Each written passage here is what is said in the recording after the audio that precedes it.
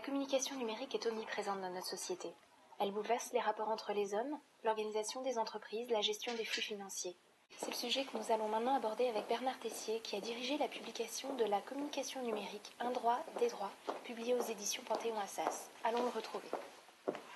Bonjour. Vous êtes professeur de droit privé à l'université Panthéon-Assas, également directeur de l'école doctorale de droit privé, et vous contribuez régulièrement à la recherche en publiant des articles et en dirigeant de très nombreux ouvrages collectifs.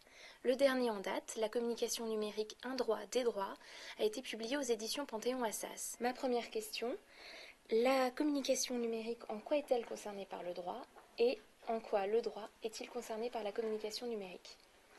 Le droit est directement concerné par la communication numérique car elle pèse sur chaque discipline juridique.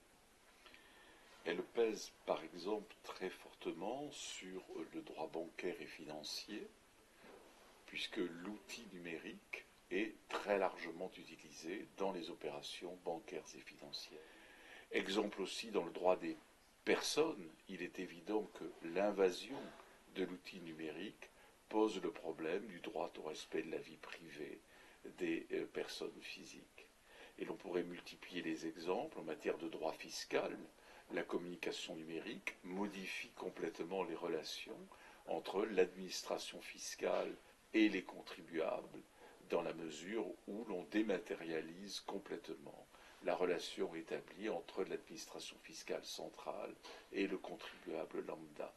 Et tout ceci modifie l'ensemble des compartiments du droit privé, mais aussi du droit public. Internet peut-il être considéré comme une zone de non-droit ? Internet ne peut pas être considéré comme une zone de non-droit. Les zones de non-droit, ceci n'existe pas, sauf dans l'imagination de certains. Le droit est susceptible de saisir toute zone. Et Internet est lui-même susceptible d'être saisi par le droit des contrats, par le droit des personnes, par le droit des sociétés, par le droit fiscal, par le droit de la propriété intellectuelle. Et c'est justement parce que Internet est susceptible d'être saisi par tous les compartiments du droit qu'il y avait place pour la réalisation de l'ouvrage relatif à la communication numérique avec l'expression un droit, des droits. Ce colloque et au-delà cet ouvrage ont-ils permis de faire évoluer le droit en matière de communication numérique ? Alors, l'ouvrage permettra-t-il de faire évoluer le droit en matière de communication numérique ? J'en suis absolument convaincu parce que cet ouvrage est le premier à traiter de manière aussi complète, aussi détaillée, aussi approfondie tous les aspects des liens existants entre la communication numérique et les disciplines juridiques.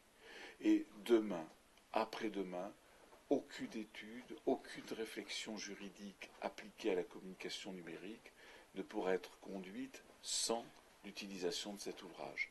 Je suis donc absolument convaincu qu'il pèsera dans l'avenir, d'autant qu'il comporte de très nombreuses études qui sont extrêmement novatrices sur des points qui n'avaient jusqu'à présent jamais été explorés, en tout cas jamais avec ce degré d'approfondissement. Il y a donc là un aspect novateur, un aspect pionnier qui pèsera nécessairement sur la suite de la construction du droit de la communication numérique. Merci beaucoup, monsieur le professeur. Rappelons que Bernard Tessier a publié aux éditions LexisNexis Le droit du travail, le droit des personnes, le comité d'entreprise européen et à venir en février 2013 le droit européen du travail. Et également aux éditions Panthéon-Assas 2 ouvrages collectifs, La sanction en droit du travail et à venir La cause en droit du travail.